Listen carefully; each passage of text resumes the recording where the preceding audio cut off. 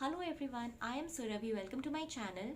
Today I am answering your questions, whatever questions I received from the parents across different platforms.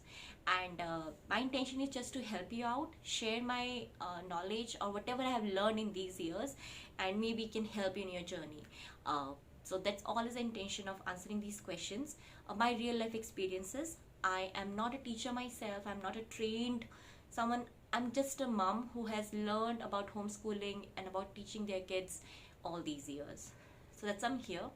So before I start answering the questions, I will tell something about myself so that you have those things in your background, so that you can understand my point of view or my journey much better.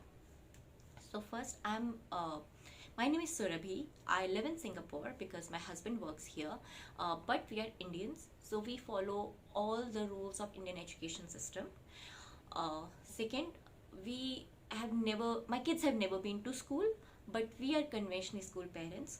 My extended family had no idea about homeschooling. I learned about homeschooling by the grace of God. I had some things that happened that made me learn about homeschooling and finally pursue this journey of homeschooling. This all is just, I think, a wish of God. That's all it happens. My kids have never been to school. We don't have any experience of school system. It's good or bad, nothing. We just homeschool because we love it. We just love to be with each other. And yes, so because they've never been to school, I'm learning to teach them, educate them, everything by myself, because I am not a teacher by profession. I learn from YouTube, I learn from the parents I meet, I learn from other homeschooling parents who are like veterans, whose kids are older and they are on this homeschool journey for long. So those all are my source of information. A lot of Facebook groups I'm part of. So those all are my source of learning. I'm not trained in anything. I am a engineer and then an MBA by profession. Teaching is just, I've learned on the way, whatever I have learned. So when I'm answering those questions, please keep these things in your mind. And it's a practical mom telling, not like from a book, from a diary, or from a teaching institute. No, not like that. So that's all about me. So now let's start with the questions. The first question which I get, it's a very normal question from every parent who are new to this journey of homeschooling, that what is the curriculum for age 4, age 5 or grade 1? So curriculum is what you decide what you want to teach your child. When you homeschool, you can decide your own curriculum. But I'll tell you, as a conventional parent, my journey of finding or not finding a curriculum. So till the age of 3, we were completely Montessori kind of parents, Montessori kind of household, where we did not teach anything. We just read books. We did a lot of practical life skills, sensory skills, and we did all in our home. I have already made a video that how did we implement Montessori in our home at a budget. So we did all those activities. When my girl was around 3, elder one, that time she started showing interest in numbers and alphabets. So again, I went back to Montessori, lot of videos, lot of books, tutorials, and I read them, and I tried to include hands-on learning activities for recognizing alphabets and numbers, everything like that. So the curriculum as such, I did not buy even a Montessori curriculum. I just went through her interest, and a 3 and 4-year-old already need to know numbers and colors and alphabets. There is nothing serious out there. And so it was like that only. It's just haphazardly. When my child was near about 4 to 5-year-old, I'm talking about elder one, that was when it was really, clock was clicking, my child has to go to primary school. That was the intention that time. So I had to get my child ready for the grade 1. And that time we had the plans to come back to India also. So that's what my baseline was, that when we go back to India, by grade 1, my child should be able to cope up with the students which have come from preschools. So that was what my intention was. So what I did, when my kids are like near about 5, I used to visit India quite a lot. We are homeschoolers, so we have a lot of holidays in a way. So I visited a lot of preschools, lot of play schools in India. In my native, we belong to Himachal Pradesh. I visited a lot of schools. I tried to talk to teachers, get their books, look at their books and how do they teach. I looked at their class routines, schedules. I was new to this. I'm not a teacher. I have never been to a play school in my life. So I looked at like how the school set up, how do they make a routine, how they physically keep the kids active, how they teach stuff, whatever like 4 to 5 preschools are there in our region, in our area there. I visited all of them, and I got some books from them, and they just gave like some ABCD books, some writing books. There was no curriculum, and that's when I realized that till the grade 1 there is no curriculum. Every school is following the basics. A child has to learn reading, a child has to learn writing, and that's it. You do your own way, you do through workbooks, you do the hands-on, you do by blackboard, you do by whiteboard. There is no curriculum as such. If someone is saying this is the curriculum for grade 4, there is no curriculum. Every school follows what they want to follow. That's what I realized. And there is not much variation, because all the child needs to learn is how to write and read. That's it, colors, shapes, numbers, just these things. So there need not to be any curriculum for that. But there is a curriculum for grade 1 that is specified by government. So finally what I did after 2 or 3 months of all these visiting schools and trying to learn and figure it out things, I went to a shop and I asked them that give me the grade 1 curriculum of NCERT. And I got a bunch of books, a big book set you get. I bought that one, and that became my borderline, that when my child will go to school after 2 years, my child was around 5, so after 2 years she's supposed to go to school in this grade 1, so she should be able to do these things. Okay, that was my borderline. So, and then I had entire 2 to 3 years to work on those skills so that my child can enter the grade 1 in school whenever she enters. So that is what my curriculum was. I did not have a timeline that and it actually does not make sense to have a timeline, because age 3, 4, 5, 6, they are like in Montessori, they are 3 to 6 age gap, where a child can learn numbers till 100 at the age of 4 also, at the age of 5 also, at the age of 6 also. You'd set a borderline for yourself. So usually government or like all the philosophies of education, they set a timeline of age 7, that by the age of 7 a child should be able to recognize numbers, should be able to recognize alphabets. If it's not able to do that, then there is something wrong. But not classify the kids as age 4 should know this, age 5 should know this. This doesn't make sense. And actually if you go to schools, they are doing the same thing all these years. My child was learning ABC then also, and my child is learning ABC now also, because still there are some alphabets which she goofs up, some needs more practice. Muscles are still developing, so handwriting, some alphabets were easy to write earlier. Now she's working on alphabets which were not easy to write earlier.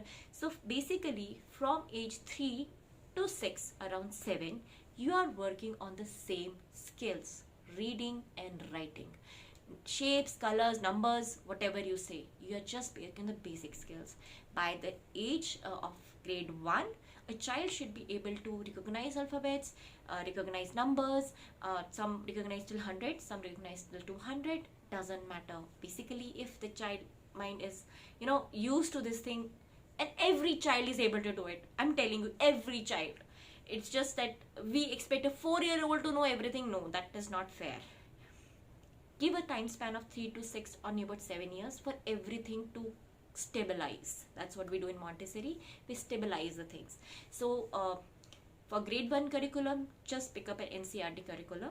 And now you don't have to pick up physical books also. All these books of NIOS, that is the NCERT, not NIOS and NCERT board, they're government boards. But NIOS has an app on phone which has the PDF version of all the books. So you have the curriculum on your fingertips. And curriculum is nothing, you just need to have guidelines. Now if I'll show you a book of Hindi of grade 1, it has just some Hindi poems you are supposed to read and practice 3 or 4 letter writing.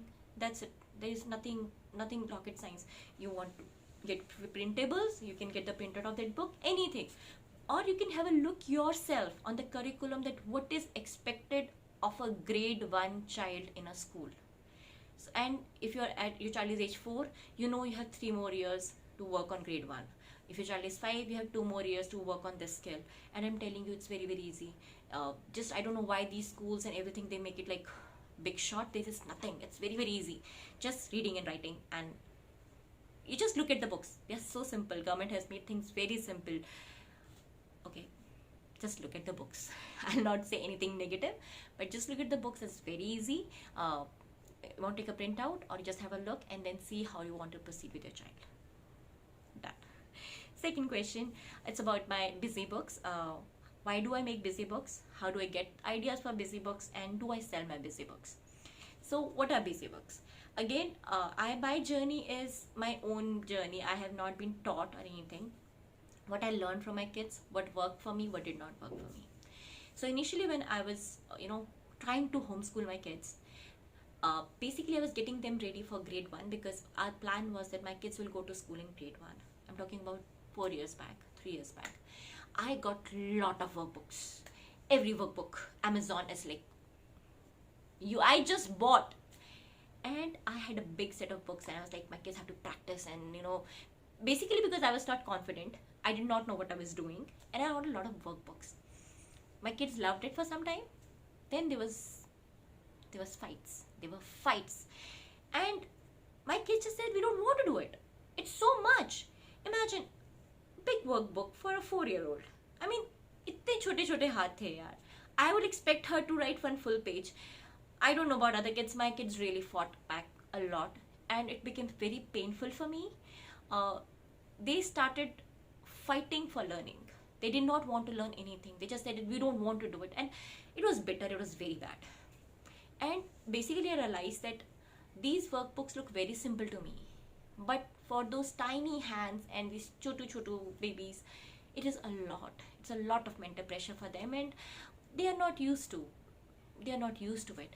And that is when I started doing busy books, in the sense that I will make a busy book with 2 maths question, 2 addition problems, 2 subtraction problems, and 2 phonics thing, and we are done for the day. And my kids started loving it. So we don't do workbooks anymore now. But yeah, the problems which in workbooks, I do not give a workbook to them. I do not ask them to write a one-filled big sheet, but we just do little of learning or little of school work, academic work every single day during these busy books. That's how the busy books idea started for me, and it is still on. I create busy books when my kids were like about 2 and 3 year old, and my kids is turning 7, and we are still using busy books in our house. And that's what I put my busy books on my channel. So again, these busy books are not for selling. They are not I'm making for my channel. These busy books I use in my homeschool because it works for me. My kids get overwhelmed with the big busy books, and not big school workbooks or whatever workbooks I have. My kids cannot handle the big workbook. They don't have the patience. They are mentally blockage.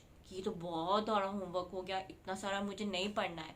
So I just make small booklets of like 4 to 5 pages, and that works for us. And I'm just sharing, this is an idea for you, that you can also encourage, if your child is fighting back with you for studying or doing the school work, or not not practicing maths, not practicing English, you can make the practice easier using these simple busy books. So that's why I don't sell them.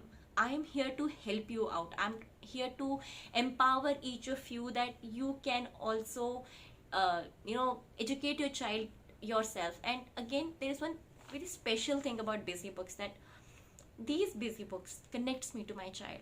My kids love seeing that their mama is making something for them. It's like, some mothers are very good cook, and kids love that when their mama cooks something for them. It's the same thing for me, that my kids love that their mama is making their schoolwork for them, and they just sit there like, oh, mama is working for us. And then they will feel like अगर आपने कुछ अच्छा सा बनाया और अपने बच्चे के लिए और उसने खा लिया, तो वो उसको बहुत खुशी, मम्मा आपने प्यार से बनाया, मैंने खा लिया, तो आपको बहुत खुशी होती है. सेम वे जब मैं एक busy बुक बनाती हूँ और मेरे बच्चे प्राउडली करते हैं कि हम मम्मा ने हमारे लिए बनाया है और हम करेंगे, और they like, mama, we did the busy book we made for us, it's like a mama baby bond, you can say. And when I don't know your child, how can I make a busy book for your child? You need to connect to your child. Your child should see that it is their mama's handwriting. Ideas kahin se bhi aaye. Mama's handwriting, Mama made for me, Mama loves me, Mama wants to teach with me.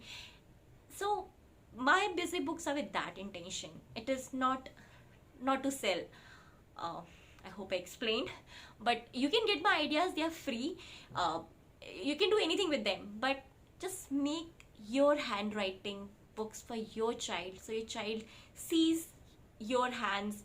It's like same cooking, right? You can feed your kids from outside food also. I mean, outside food is cheaper in Singapore in a way, but when they see their mama papa cooking for them, they love it. They love it. They want to be part of it. Now my girls bring me all their color pencils, markers, and like, Mama, can you make some color mark, make your color basic book a little colorful, because I am just using pens and whatever. And they're like, oh, can you use a glitter pen for our busy book? We like glitter pens there. So it's like a bonding thing for us, and so I just want you to make yourself. You can use my ideas, you can do whatever with them, but make for your child yourself. That is what is my intention of a busy book. That's how I operate, and I wish that this idea resonates with you. So yeah, I don't sell my busy books, I'm sorry. The third thing is very technical questions, like how do I teach B and D, how do I teach P and Q, and those kind of questions. So again, both the kids struggled with it. Younger one is still struggling, elder one struggled happily. B and D, and it's not my kids. If you Google about it, a lot of kids around the world struggle it. So we have a technique which I also learned from YouTube from another mama who told about bird, I'll just explain to you. B for belly and D for diaper. So belly is in the front and diaper is at the back. Okay, so that's what we do. When I teach them, like, this is B and this is D. You can see. So belly. So belly is in the front, and you will see an ulta image, right? So just draw yourself, you will see that. And D is diaper, so diaper will go at the back. So whenever they're writing, I'll tell her to write ball, and she'll write in the space of B, on the place of B she'll write D, and I'll say, is it D? I think, yeah. D diaper, ball. So don't you think it's to be belly should be in the front? So when I teach them with examples, so that, okay, belly will go in the front or back? Belly is in the front. So when you're writing B, it has to be in the front. Diaper you wear at the back. So diaper, when you're writing D, keep it the back. So this is, and it doesn't click one time. You have to keep practicing and practicing and practicing. Again, I'm telling you, in Montessori or in any other philosophy education, till the age of 7, you just let it stabilize. There is no expectation that by the age of 4, they should be clarified. By the age of 5, child should be perfect. By the age of 6, no. Till the age of 7 and 8, kids keep doing this kind of mistakes. Frequency of mistake will reduce, obviously. When my kids were like 4 and a half, then they used to do like 10 mistakes in a month of a bird. Now she turned 7, so she does it like once a month, bird, very rarely in copywork. So frequency have reduced with time, 10 mistakes to 5 mistakes to 2 mistakes to 1 mistake, and probably by the age of 8 she'll not do this mistake.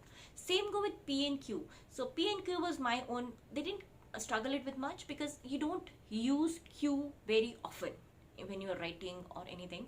So we don't write it much, so they didn't have much problem. But I taught them like, okay, that's again, my kids learned Papa in Hindi and English before they learned any alphabet or any akshar in Hindi. In the sense, even when my younger one did not know ABCD anything, she wanted to learn how to write Papa. So PA was that all she learned in the beginning. So eventually she didn't have a confusion of P and Q ever, because she always knew what is per. The same way when my elder one, we studied Hindi last year.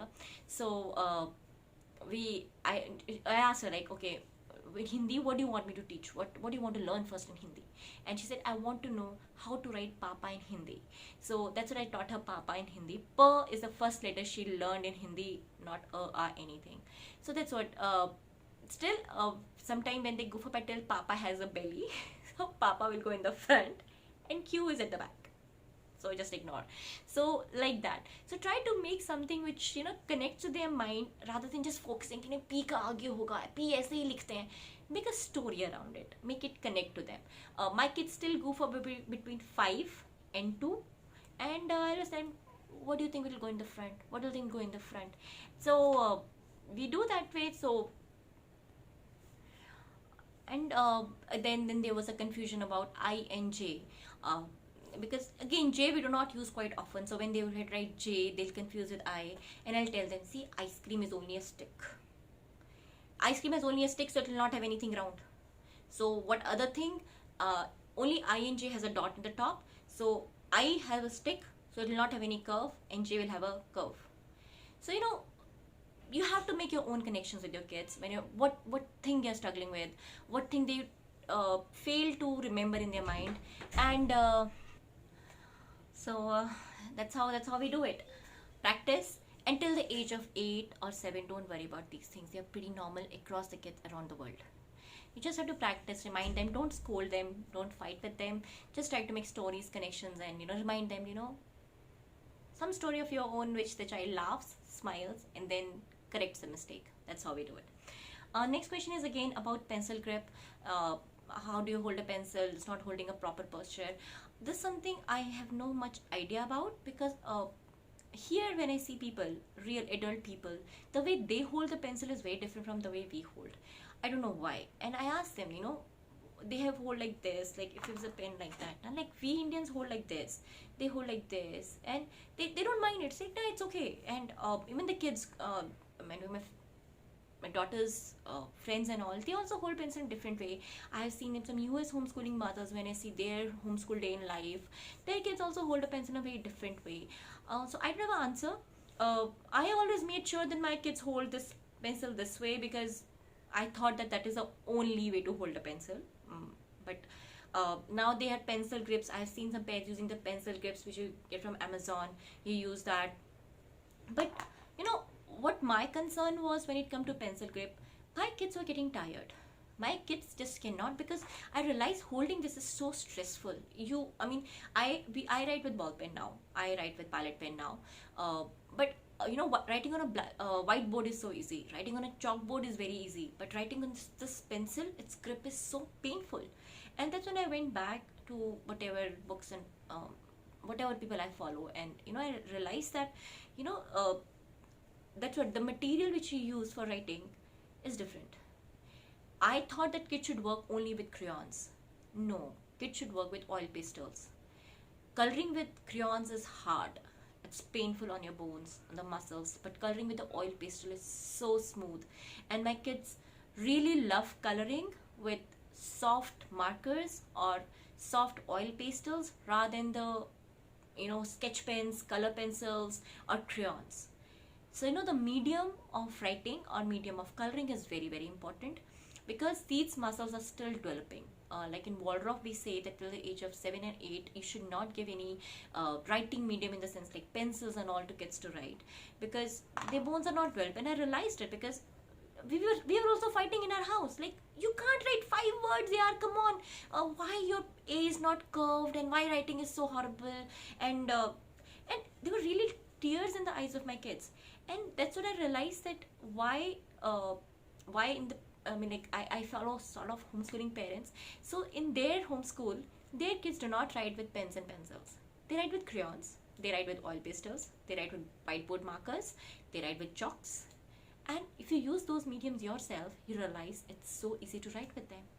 So what do we do? Most of the schooling, now though the kids are older, but that's why I changed my ways. When they were like 5 and 6 and they were struggling, and we were not struggling, we were fighting.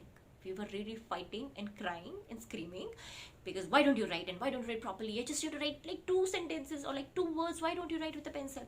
And I realized that I need to change my ways. So we changed it. Now when we are doing Hindi, I tried teaching Hindi with pencil. We did like 2 or 3 times with pencil. And next time I asked her that, do you want to write on the whiteboard or do you want to write on the paper? And she said, I want to use on whiteboard. So this week's Hindi, we did everything on the whiteboard.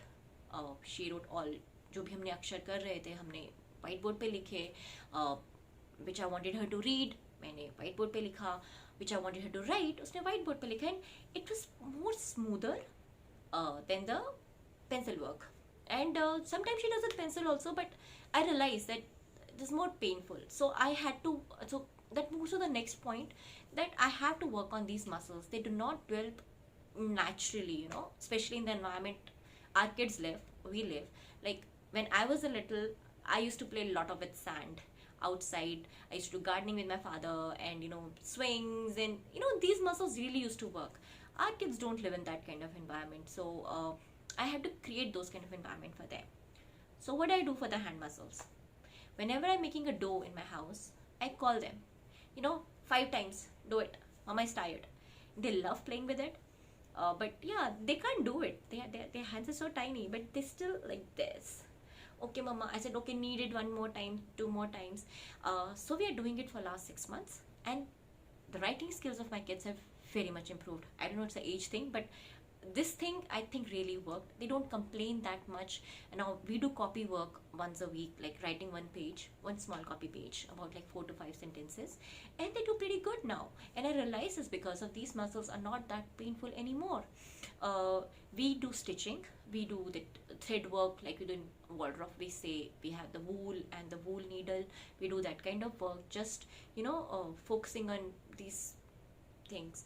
But still, those are things you can try for building up the pencil grip or hand muscles and everything. But just don't force your kids too much. It's not worth it if it's not writing with pencil. And so think about, you want to focus on writing, or you want to focus on alphabet recognition or number recognition. Get whiteboard, get chalkboard, get anything. And if the child is learning ABC on the whiteboard, that's still okay. Doesn't matter if she writes on the notebook or not. Whatever school homework, I mean, I don't have any comments on that. But yes, where learning is concerned, don't make it painful. Realize that their body has limitations. We are really forcing a lot to the kids, in the sense because they are not growing in the natural environment as we grew. The skills which we developed very naturally, they don't have that chance. They don't have the option. So it's not their mistake. It's our mistake in a way. But give opportunities to them to build their muscles. Don't force them to write with pencil or pen or hard surface. Give them a lot of oil pastels. Let them write with crayons. Give them whiteboard. Give them chalkboard. Just make it happy. Just make it a happy experience, and just make learning happy. Things will flow with time. I can say that. I've been there. Okay, and now going to the fifth question, and I think I'll stop at the fifth question because it's almost touching 30 minutes. So maybe a next video for the next part. So the fifth question is, when will my kids enter the mainstream? So yes, 3 years back, my plan was that my kids will enter mainstream in grade 1. And now when my kids are in grade 2 and grade 1 now, respectively, no, we are not entering now. And I don't know when we will enter, honestly. Because what we do in every year when admissions start here, so here admissions start year-wise, like in January the new session start. In September we have to apply for admissions. So we sit with our girls and we ask them, do you want to go to school? And most of their friends are schooled, because I mean, like they have a homeschool community also, but all the park friends and everyone goes to school, so they know what is school and they know about everything about it. So like, you want to go to school, or do you want mama to homeschool you? And till now they are telling that we don't want to go to school, and their reasons keep changing every year, but they are like, they don't want to go to school. They're very sure about that. Then me and my husband sit together and we realize, or not realize, but we feel that, can we do, is my mental state good enough? Do I have all the resources? Do I know how to handle grade 1? Do I know how to handle grade 2? Because we also intentionally don't want to harm the education, or harm our kids in any way.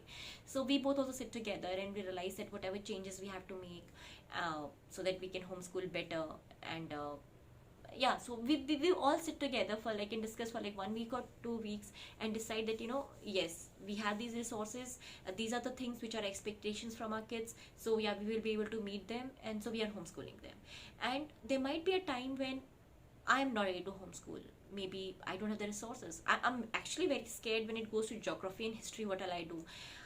I don't know what I'll do there, but we are not there yet. So yeah, so maybe there's a time when I'm not confident that I can teach them by myself, or I have the resources to teach the subjects which are required by curriculum. We are not unschooling, so yeah, I want them to learn the things which I learned in my school or follow the curriculum or something. So yeah, till the moment I think I can homeschool them, I will homeschool them. Till the moment they want to get homeschooled, we will homeschool them. So we will see. Each year by year we take a decision, and maybe one day they will go to school, and that's okay. We all went to school. My whole family, my cousins, my niece and nephews, everyone goes to school, and so our kids will also go to school, and that's perfectly okay. Let's wait and watch. So that's all. This video is already crossed 30 minutes. So I'll see you next time in the next video, and hope you enjoyed and hope you got the answers, and see you later then. Bye bye.